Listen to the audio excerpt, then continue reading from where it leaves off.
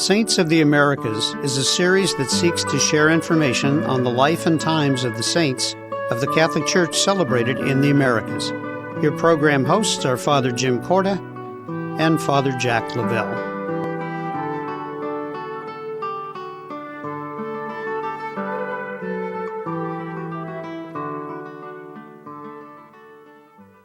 Welcome to our show. We're going to begin by talking about Mary Theresa Dudzik. And as we know, she was born in Poland in 1860 and then emigrated to Chicago. So let's tell the folks who are with us a little bit about her coming to the United States. Well, as you said, born in Poland in 1860. Again, like many of the saints we've talked about on this program, came from a large family, 6 children. She was the third of those children. And she was constantly, even from a young age, we're told, looking for ways to help people. That was her great call, even as a young girl. And so it was by no surprise that when she finds herself here in the United States, in the Chicago area, that she is still looking for ways in which to serve. Now, we also have to look at what was happening in Chicago. Certainly a city like New York and other cities in the United States that attracted a large number of immigrants, but Chicago attracted a large number of Polish immigrants. As a matter of fact, within the United States, it has the largest population of Poles outside of Warsaw, Poland itself. And so she finds her way there, her family finds their way there, but she settles and then is looking for a way not only to serve others, but specifically the Polish Catholic community. You know, what's interesting is she does find herself in Chicago along with other people of her ethnic background. She finds her way to what they call Northwest Chicago, which is probably where the germination of the Polish immigrants began. And it's a parish called St. Stanislaus, which at some point grows to be a very large parish. And we'll talk a little bit more in a moment about that. But she's influenced by a resurrectionist priest, Father Vincent Barzinski. And so let's talk about him and why he is so influential at this time in this Polish parish. Well, he becomes the pastor of the parish, we're told, a few years after the Great Chicago Fire. And so we see that there is a great rebuilding of the city. So, of course, that has left a lot of people impoverished, certainly the immigrant population. And so as the pastor of this parish at the time of the reemergence and the rebuilding of Chicago, he really is trying to reach out to as many Polish families as possible.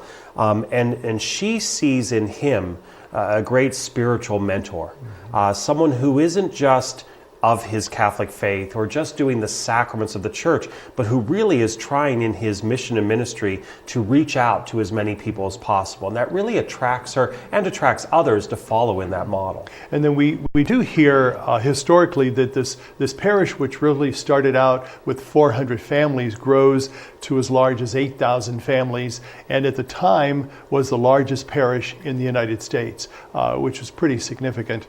But then we see when Mary Teresa or Josephine comes, she changes her name to Mary Teresa when she enters the religious community.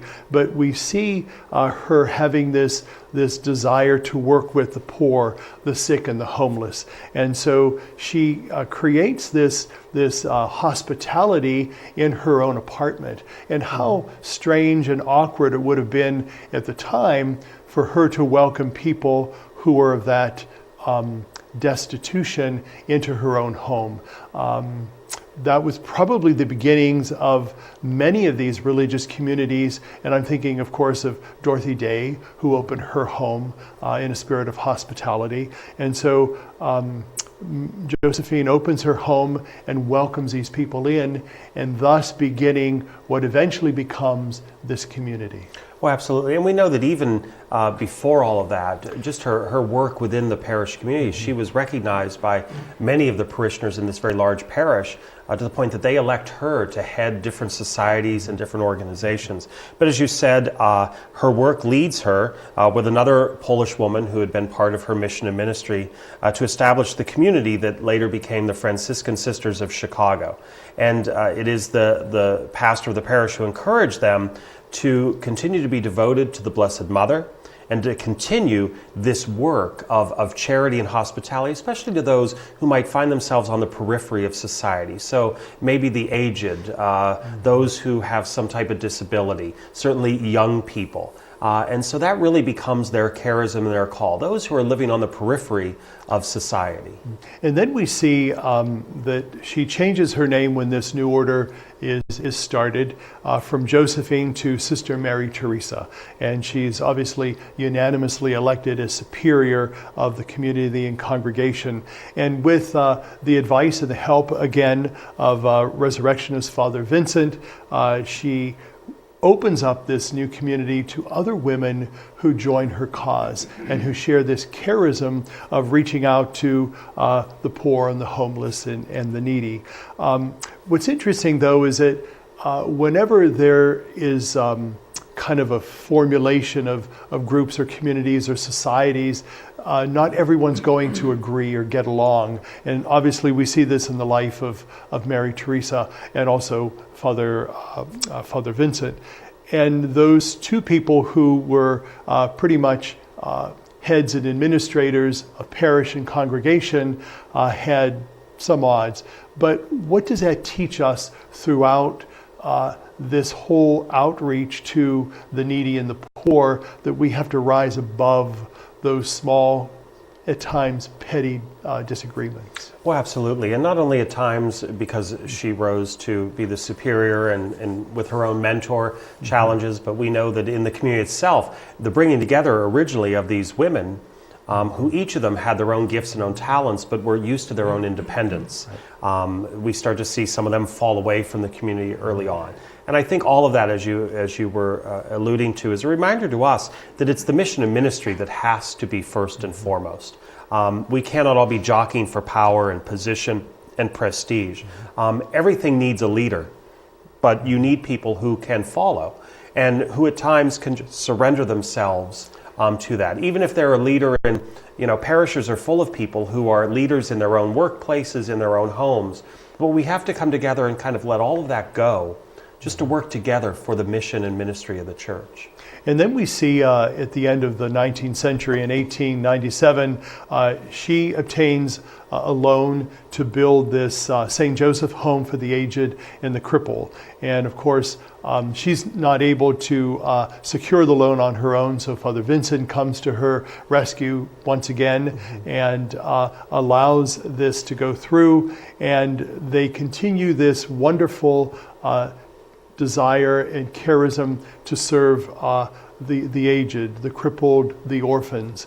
And we see that whole community grows throughout her lifetime.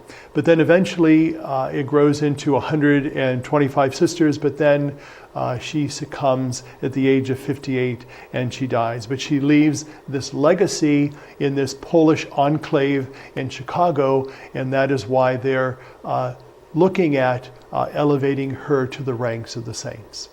Stay with us. We'll be back in a moment. The Society of St. Paul announces a new book on Padre Pio by Italian journalist Stefano Campanella. The director of Padre Pio Television gives readers an intimate insight into this saint who Pope Francis appointed as one of the great patrons of the Jubilee Year of Mercy. This edition can be found at St. Paul's Books and Gifts at 926 Boardman Poland Road, located across from the Olive Garden restaurant. This book on Padre Pio talks about his time in the sacrament of confession with countless of Catholic pilgrims, and as a contemplative saint whose life was blessed in countless ways. Visit St. Paul's Books and Gifts Monday through Saturday from 11 a.m. to 6:30 p.m.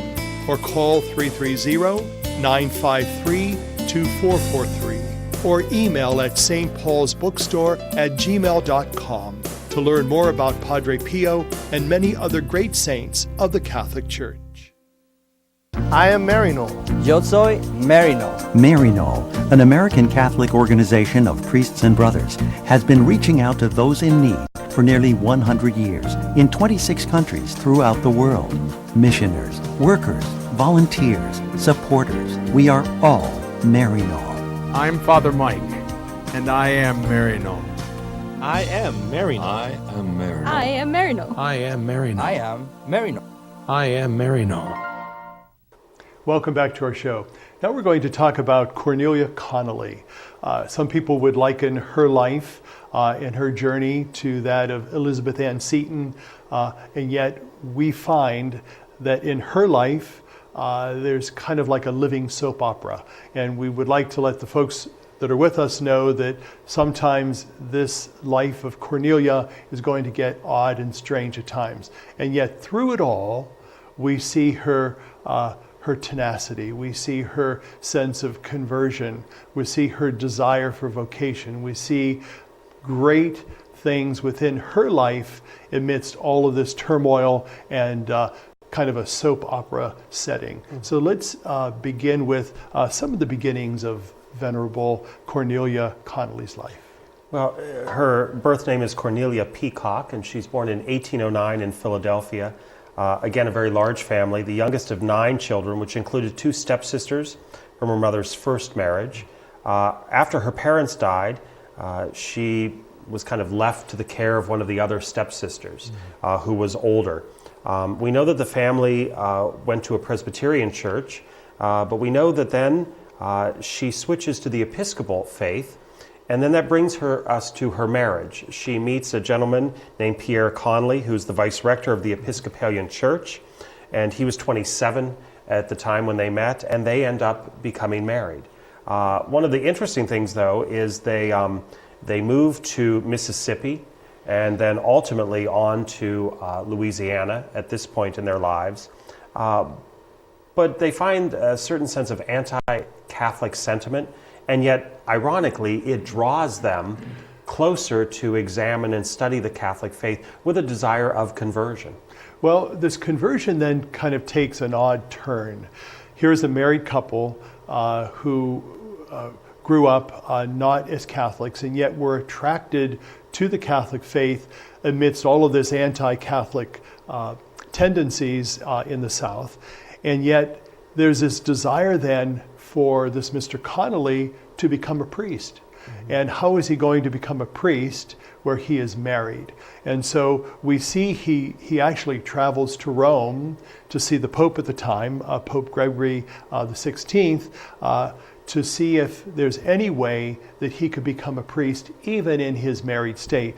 And then we see certain events happening. So let's pick it up from there. Well, we know that the decision was that they needed to examine their married life and look at their position. They move then, as I said, to Louisiana. Pierre begins first by becoming a professor in a Jesuit college. He becomes a teacher at the College of St. Charles, and Cornelia gave private piano and guitar lessons to kind of help make a living. One of the things that, as they were examining their lives, that the Holy Father at the time invited them was to perhaps start living as what we could call like brother and sister. Yes, they were married, but to look at their lives to see which direction they were headed. And so there was the desire that they live a chaste life, but we do know that during this time period, they have 2 children. So we know that they weren't always living that life that would have them leading towards what at least was Pierre's goal. So we see that this kind of is going back and forth. They end up ultimately with 5 children. We know that at one point Cornelia is pregnant with her 5th children, and Pierre asks her if she's willing to become celibate at this point, so that he can continue on to the life of priesthood. Well, it's interesting because he eventually does become an ordained priest in June 18th of 1845. But then Cornelia is kind of left with, what am I to do now? We still have had children, even though you were pursuing this desire to become a priest, and now you're ordained a priest, so I'm left with nothing else to do but to live the celibate life. So it's kind of at that point that she seeks out a spiritual advisor to really find out what exactly she's to do with her life.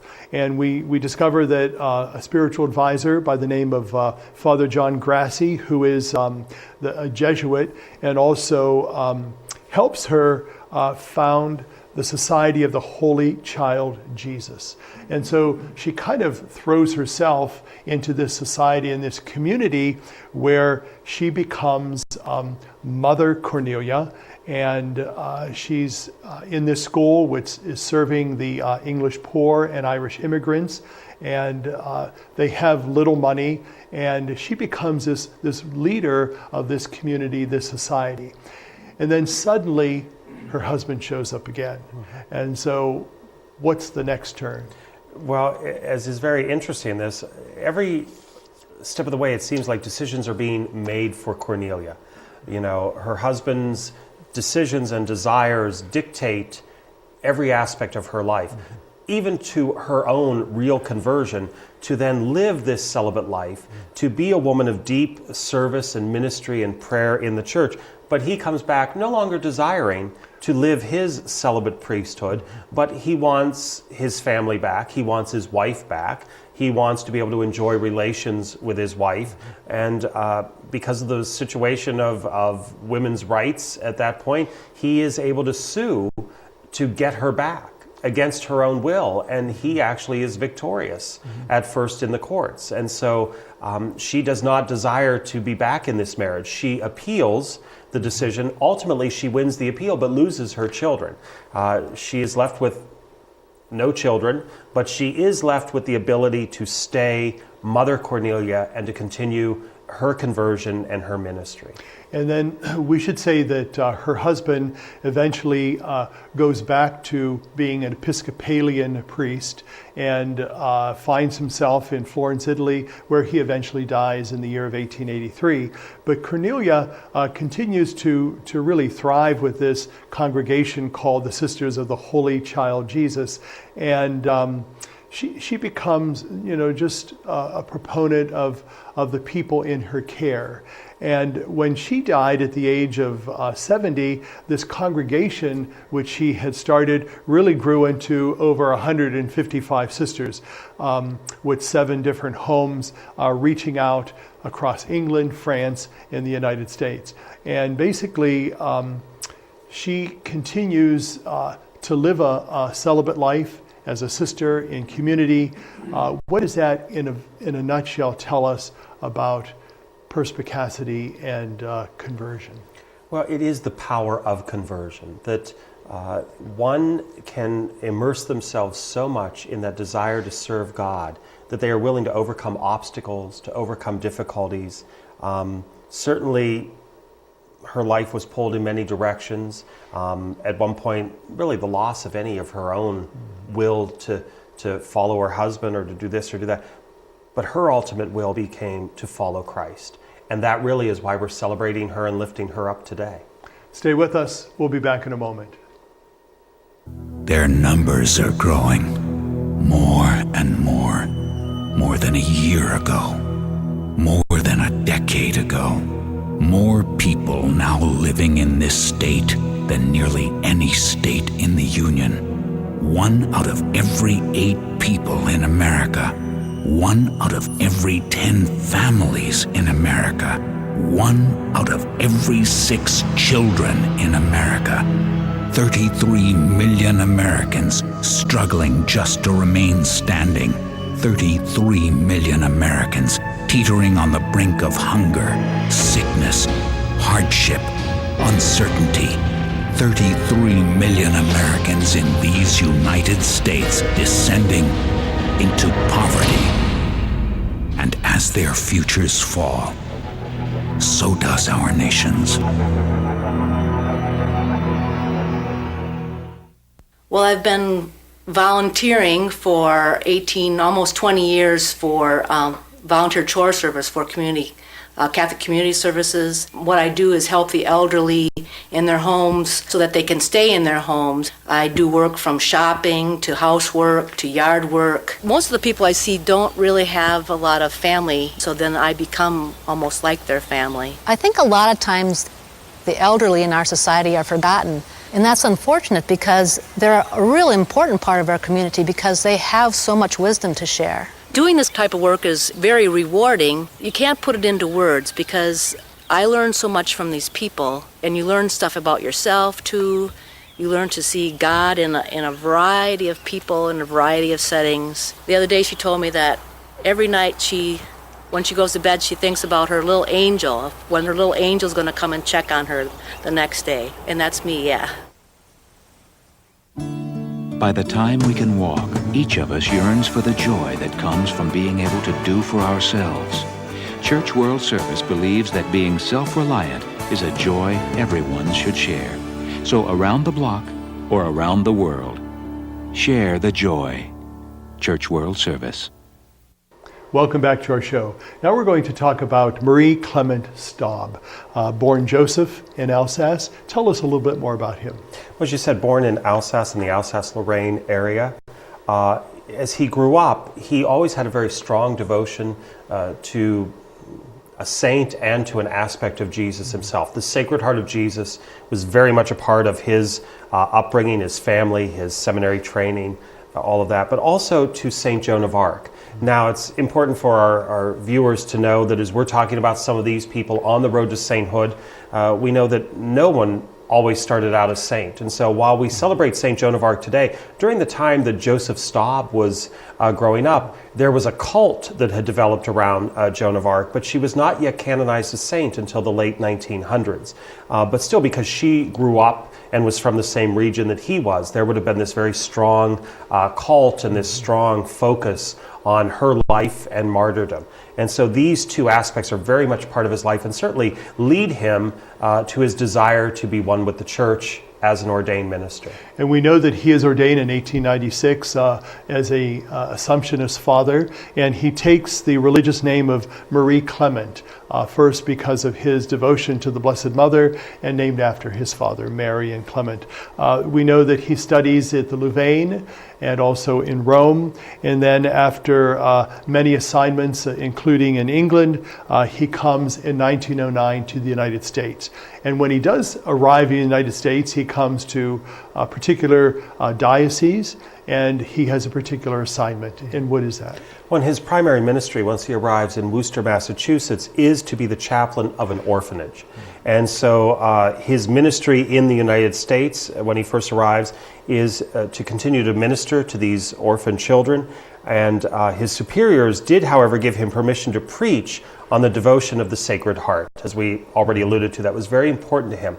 So when we hear that permission to preach on an aspect, we've talked in other shows about the different roles in which certain priests might be called to, and it doesn't mean that you automatically have the faculty to do everything.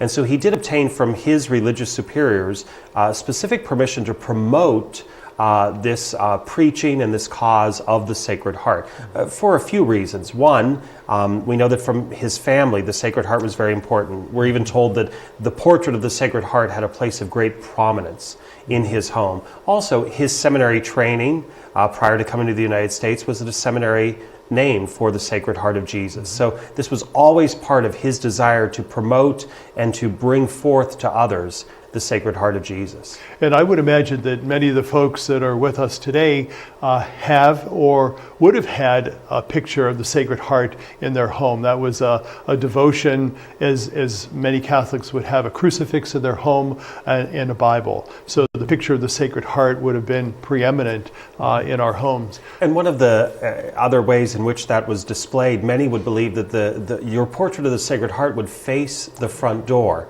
because it was the Sacred Heart that would welcome people into your home. So, just a kind of mention of that, I think that's very important. Along the way, some of those little traditions of expressing and living our faith and sharing them with our families and friends who come to our homes is something we really need to maybe recapture. And his devotion, Father Staub's devotion, really led to many and thousands others joining this, what they call the Arch-Confraternity of Prayer and Penance in honor of the Sacred Heart of Jesus. And Father Staub did meet Pope Pius X in 1914, and he presented to him a list of thousands of members at the time. And then by 1919, that number had exceeded over well over 100,000. This arch-confraternity that Father Staub did create really, as we had mentioned, had the presence of the Sacred Heart, the picture of the Sacred Heart in probably almost every Catholic home across the world, and especially across the United States. We know that you had mentioned that he had a devotion to Saint Joan of Arc. There's something very special about that devotion because he was able to participate in her canonization. Absolutely. As I mentioned, when he first develops this devotion to her, she's not yet beatified, she's not yet canonized.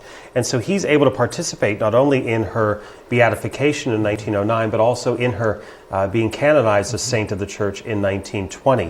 One of the things was, even before that, we know that there's a story of him seeking donations to build an altar in her honor at Assumption College in Worcester. And while doing that in 1913, a rectory housekeeper, her name is Alice, she told him that St. Joan of Arc wanted him to do more. And I think that's very interesting itself, because the Maid of Orleans, as Joan of Arc is often known, is one who heard the voice of God. And not everybody believed her. And so now you have this rectory housekeeper, Alice, who's telling this priest, Joan wants you to do something more with your life. And that something more was to help in starting a religious community for sisters. And we know that this community did start. It began with the help of Father Staub and Alice on Christmas Eve of 1914. And with 4 other women, they basically started this congregation. And then Father Staub continued his preaching about the devotion of the Sacred Heart throughout the United States and Canada, and then expanded this sisters' religious community also in Canada near Quebec. The community itself received its formal episcopal papal approval in 1920 and was established in 1928 in France, where the sisters were known as the Lorraines, in reference to St. Joan of Arc's birthplace. And so this community continued to grow and to flourish, certainly under the auspices of St. Joan of Arc, and also in celebration of the Sacred Heart of Jesus. We also know that the community has grown, or had grown at the time, to 139 members with 34 houses across the United States, Canada, and France. And so we see what the devotion to the Sacred Heart can do, and also interjecting the intercession of the great St. Joan of Arc to continue to flourish and bless this congregation and devotion to the Lord. Thank you for being with us. Have a good day, and God be with you.